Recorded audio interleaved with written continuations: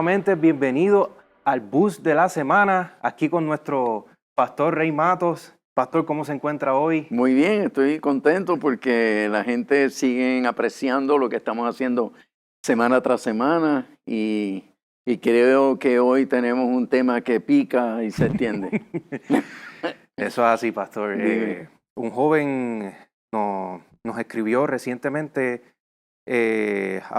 preguntando sobre la perspectiva de género, y ya que es un tema que ha estado circulando bastante en las redes y ha causado hasta discordia entre gente que son cristianos, no cristianos. Y entonces lo que él preguntaba es, ¿qué la iglesia debería de hacer para crear conciencia sobre esta agenda, ya que es una ideología, es una creencia que se quiere implementar y ya se está implementando? Y pues lo que nos preguntabas era eso, ¿qué funciones debería de hacer la iglesia en cuanto a este movimiento? Pues yo no sé si la respuesta a esta pregunta se pueda concretar en un solo bus. Probablemente tengamos part 1, part 2 y sabe Dios si part 3, pero me gusta la pregunta porque estamos hablando de cosas que nos competen hoy y que tienen que provocar.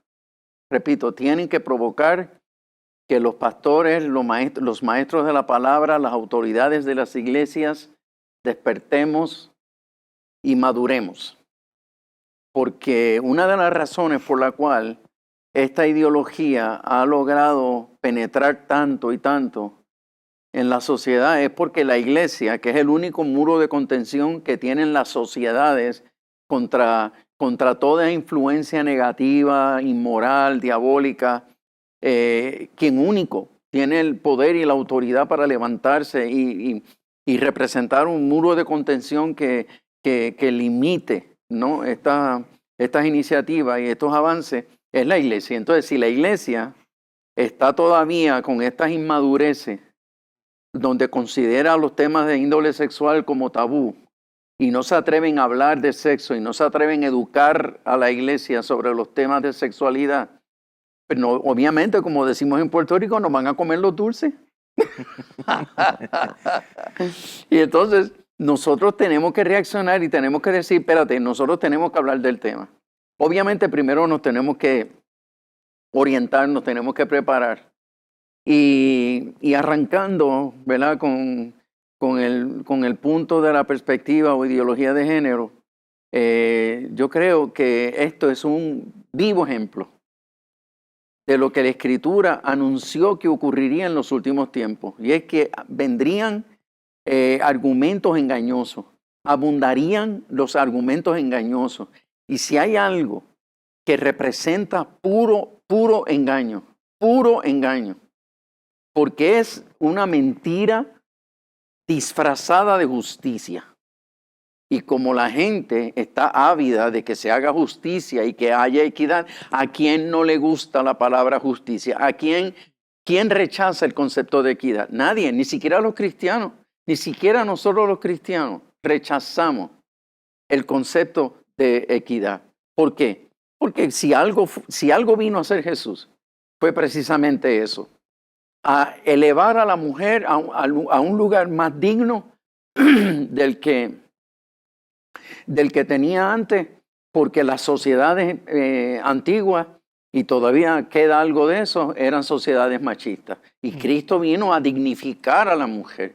Y Cristo vino a poner a la mujer, inclusive diciendo, que eso fue un escándalo para su tiempo, que ya no hay judío, ni griego, ni esclavo, ni libre, ni hombre, ni mujer. En otras palabras, todos somos iguales.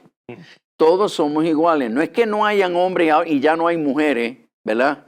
Él lo que está diciendo es que ahora el hombre y la mujer delante de los ojos de la sociedad tienen que tener el mismo valor, tener las mismas oportunidades, tienen que tener los mismos derechos, etc. Entonces, eso todo el mundo lo abraza. Pero ¿qué pasa? Esta gente, astutamente, como suele ser Satanás, astutamente toman los conceptos de justicia y de equidad y lo mezclan con los conceptos de ideología de género o perspectiva de género. Vamos a definir las cosas. Perspectiva es una opinión que sale desde el punto de vista, porque de eso se trata la perspectiva. Es un punto de vista, es una opinión que alguien tiene sobre temas de sexualidad. Lo que le llaman ideología, pues definamos la palabra ideología. Es una idea, es un concepto ideológico, es un sueño que algunos sectores quisieran quisieran vivir en esa utopía sexual. Y quisieran tener todas esas libertades de expresión sexual.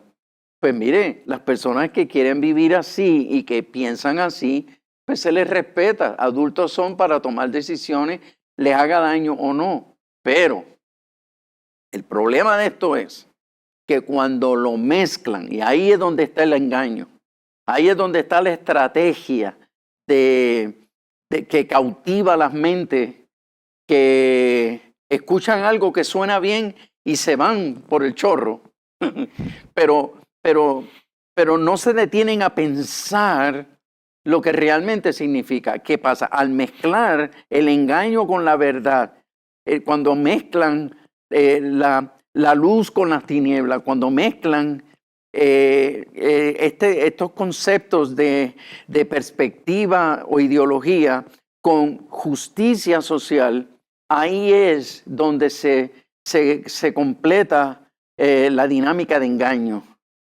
Porque entonces no nos damos cuenta que nuestras sociedades actuales no permiten el asesinato de mujeres por ser mujeres. La sociedad actual tiene leyes que imponen penas contra quien cometa asesinato, homicidios, sea hombre o sea mujer. En otras palabras, ellos no están trayendo una justicia, no están trayendo una equidad, no están protegiendo nada, porque ya la sociedad con sus leyes actuales protege a la mujer y procesa a aquellos que matan mujeres o las agreden.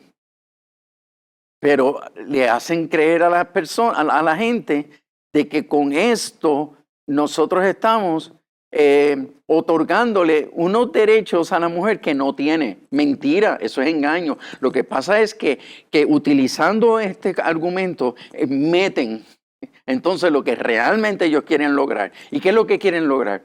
Llegar a las escuelas. Porque todo el mundo sabe, todo estratega social sabe que tú lo único que necesitas es una generación para cambiar la mentalidad de la gente e inclusive desviar la trayectoria histórica de un país. Tú quieres cambiar una cultura, solo necesitas una generación. Tú quieres apagar la fe de un país, solo necesitas una generación. Tú quieres sembrar una mentira, quieres sembrar un engaño. Tú quieres vender unos conceptos de libertinaje sexual. Solo necesitas una generación. Entonces, la meta de ellos es llegar a las escuelas. Y no solo llegar a las escuelas, es impedir que nosotros los padres podamos ejercer el derecho exclusivo, porque así debe ser, de educar a nuestros hijos. Eso es un derecho constitucional.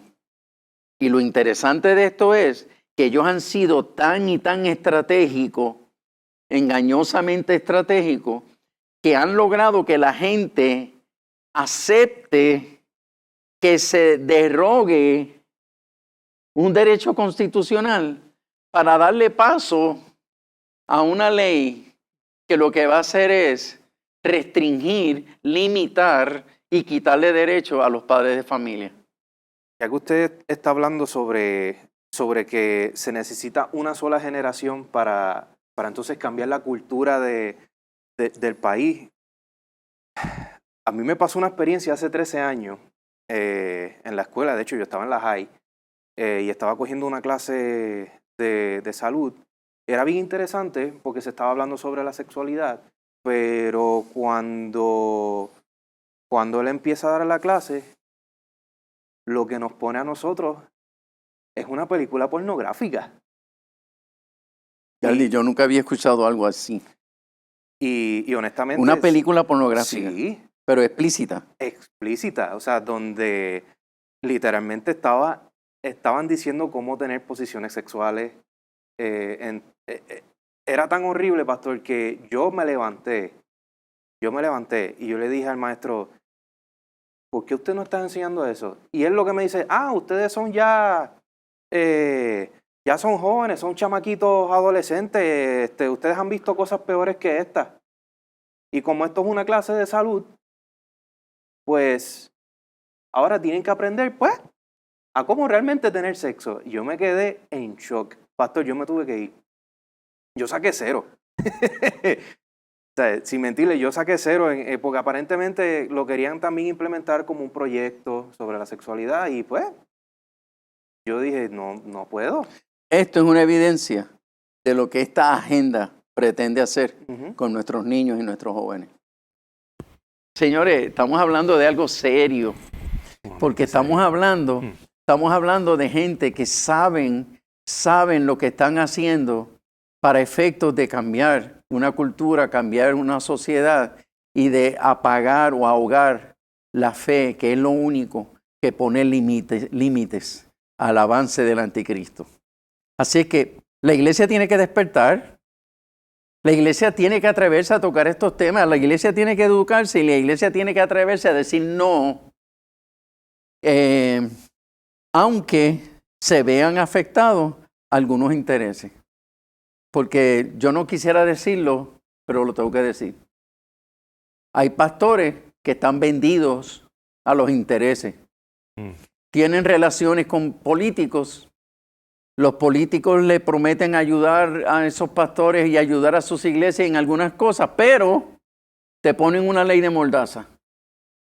Yo te ayudo, pero no te me vayas en contra en esto y aquello. Y entonces estos pastores, con temor a perder algunos beneficios, pues entonces se quedan en silencio o hablan en contra. Y eso Jesucristo en este tiempo lo hubiese aborrecido y hubiese llamado a esa gente generación de víboras. Y lamentablemente eso ha ocurrido siempre, pero el Señor se reservó una cepa de iglesias, creyentes, pastores, líderes, que no estamos dispuestos a poner en riesgo las generaciones por venir. Nosotros somos responsables de proteger el ambiente donde se van a criar nuestros hijos y nuestros nietos. Lo que nosotros hagamos hoy va a proteger los hijos que tú vas a tener y los nietos que vas a tener. Así es que yo animo a los jóvenes y animo a todos los sectores de nuestra sociedad a que nos detengamos a escuchar, a educarnos y a atrevernos a hablar del tema. Gracias por la pregunta, Galdi. Claro, y definitivamente esas palabras fueron fuertes y de hecho crearon conciencia ahora más amplia de que definitivamente la iglesia tiene que despertar ante esto. Así que si tienes alguna pregunta, algún comentario, puedes escribirnos a elboostdelasemana@gmail.com y con mucho gusto haremos todo lo posible para entonces traer ese tema a la luz y hablar al respecto. Así que espero que esto haya podido ser de gran bendición para ti, así que hasta la próxima. Bendiciones.